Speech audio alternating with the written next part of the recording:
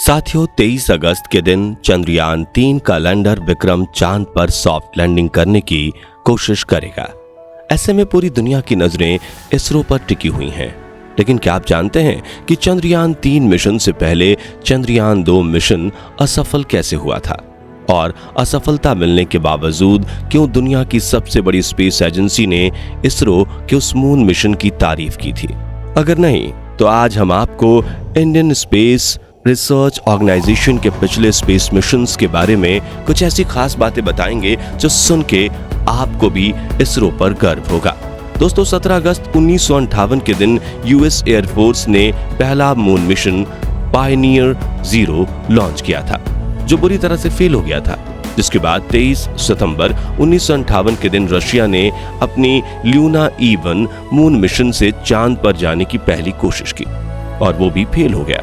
फिर अगले 2 सालों में इन दोनों देशों ने चांद पर जाने के मून मिशन की तो मानो लड़ी ही लगा दी, लेकिन ये दोनों लगातार फेल होते चले गए। इसी तरह अपने 5 मून मिशन फेल करने के बाद 12 सितंबर 1959 के दिन रशिया अपने 6ठे मून मिशन ल्यूना 2 में सफलता हासिल करता है और वो चांद की कक्षा में पहुंच गया। लेकिन नासा अभी भी इस काबिल नहीं हो पाया था और नासा को 2-4 ही नहीं बल्कि अपने 12वें मून मिशन रेंजर स्पेसक्राफ्ट में 28 जुलाई 1964 के दिन सफलता मिली थी। वहीं बात करें इंडियन स्पेस एजेंसी इसरो की, तो इसरो ने 21 अक्टूबर 2008 के दिन अपने पहले मून मिशन चंद्रयान 1 को लॉन्च किया था, जिसका मुख्य लक्ष्य था चांद की कक्षा में पहुंचना।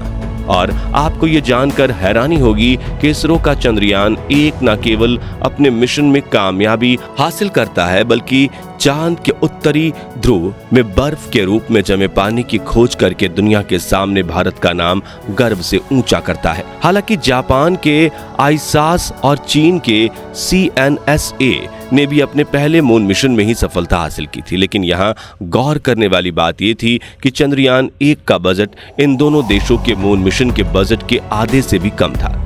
जैसे चाइना के चेंग E1 का बजट था पूरे 1415 करोड़। वहीं चंद्रयान 1 के मिशन को इसरो ने केवल 386 करोड़ रुपए में अंजाम दिया था।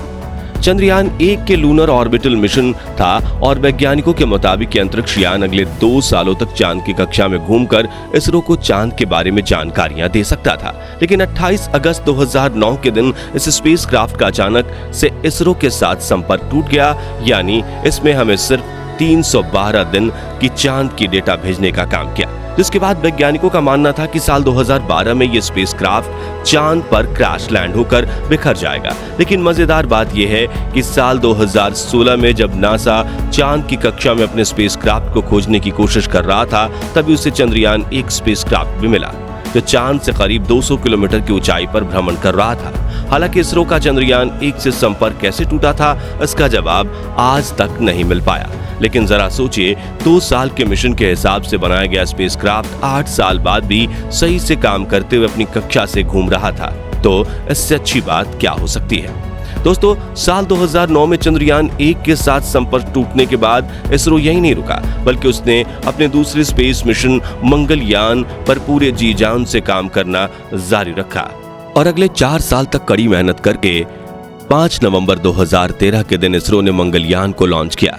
हालांकि इस दौरान भी इसरो के पास अपने मंगल मिशन के लिए कुछ खास बजट नहीं था, लेकिन फिर भी इसरो के वैज्ञानिक पैसों की कमी को अपनी कमजोरी नहीं बल्कि ताकत बनाते हैं और इसी ताकत के चलते उन्होंने मंगल पर जाने का अंडाकार रास्ता खोज निकाला। इस इलिप्टिकल पाथ में मंगलयान पृथ्वी के चक्कर लगाते हुए धीरे धीरे पृथ्वी से दूर होता चला गया और सही समय पर इंजन थ्रस्ट करके पृथ्वी की गुरुत्वाकर्षण सीमा से बाहर निकलकर मंगल के पास पहुंचा और धीरे धीरे करके मंगल ग्रह के ऑर्बिट में प्रवेश कर गया।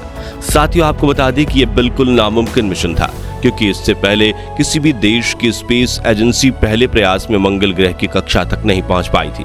लेकिन इसरो ने इस नामुमकिन मिशन को मुमकिन करके दिखाया।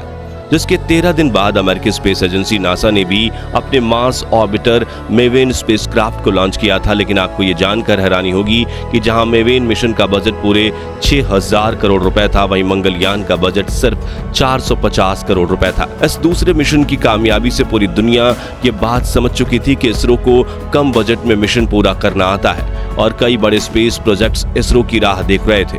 लेकिन हर प्रोजेक्ट सिर्फ ऑर्बिटल नहीं होता और इसरो को ये बात पता थी। अगर भारत को स्पेस प्रोजेक्ट चाहिए तो हमें सॉफ्ट लैंडिंग करने वाले प्रोजेक्ट्स में भी सफलता हासिल करनी पड़ेगी। सॉफ्ट या सेफ लैंडिंग करने किसी सपने के साथ शुरू हुआ चंद्रयान 2 प्रोजेक्ट, जिसमें इसरो का सबसे बड़ा लक्ष्य था चांद की सतह पर सही सलामत लैंडिंग करना और रिसर्च करना। अपने इस प्रोजेक्ट के लिए इसरो ने कई साल बिना रुके मेहनत की और 22 जुलाई 2019 के दिन इसरो ने अपने चंद्रयान 2 स्पेसक्राफ्ट को चांद की तरफ रवाना कर दिया। बता दें कि इस प्रोजेक्ट में भी बजट की कमी और इलेक्ट्रिकल पाथ में निपुणता को ध्यान में रखते हुए इसरो ने चंद्रयान 2 के लिए भी अंडाकार रास्ता चुना था। इस रास्ते पर सही सलामत आगे बढ़ते हुए चंद्रयान 2 करीब 42 दिनों के लंबे सफर के बाद 1 सितंबर के दिन चांद की ऑर्बिट में पहुंच चुका था। फिर 2 सितंबर के दिन चंद्रयान 2 का विक्रम लैंडर अपने ऑर्बिटर से अलग हुआ और चांद के दक्षिणी ध्रुव में लैंडिंग करने के लिए आगे बढ़ा। विक्रम लैंडर का मुख्य लक्ष्य था चांद की सतह पर सॉफ्ट लैंडिंग करना और प्रज्ञान रोवर को बाहर निकालकर चांद की डीप स्टडी करना।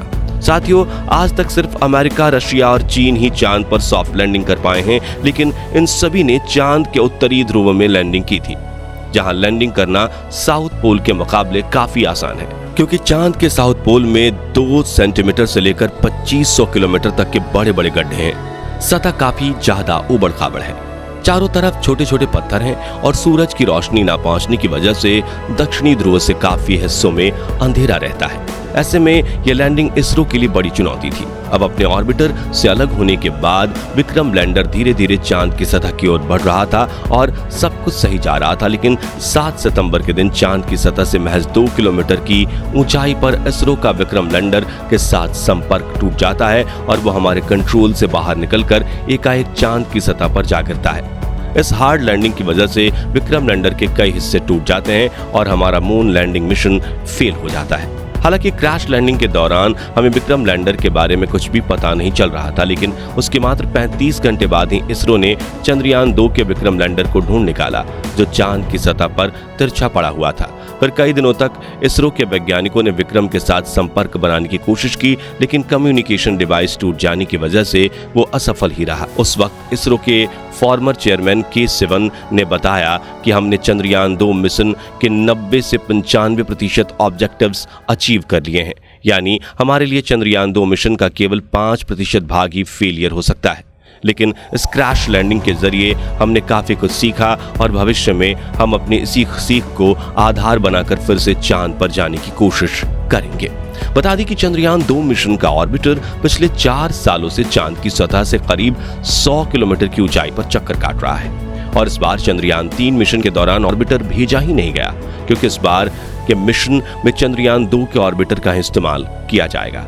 इसके अलावा पिछले 4 सालों में नासा ने चंद्रयान 3 के विक्रम लैंडर में भी वो सभी जरूरी बदलाव किए, जिसकी वजह से चंद्रयान 2 का विक्रम लैंडर लैंडिंग करने में फेल हुआ था। यानी इस बार चंद्रयान 3 के सफल होने के चांसेस काफी ज्यादा मालूम पड़ते हैं और ये सफल भी होगा, ऐसी उम्मीद है। और हमेशा की तरह इसरो ने अपने इस मिशन में दुनिया की सभी स्पेस एजेंसी के मून मिशन से यानी बहुत कम, सिर्फ 615 करोड़ रुपए खर्च किए हैं। साथियों, उम्मीद करते हैं कि इस वीडियो को देखने के बाद आपको भी इसरो के लिए सम्मान बढ़ा होगा और इस पर गर्व होगा।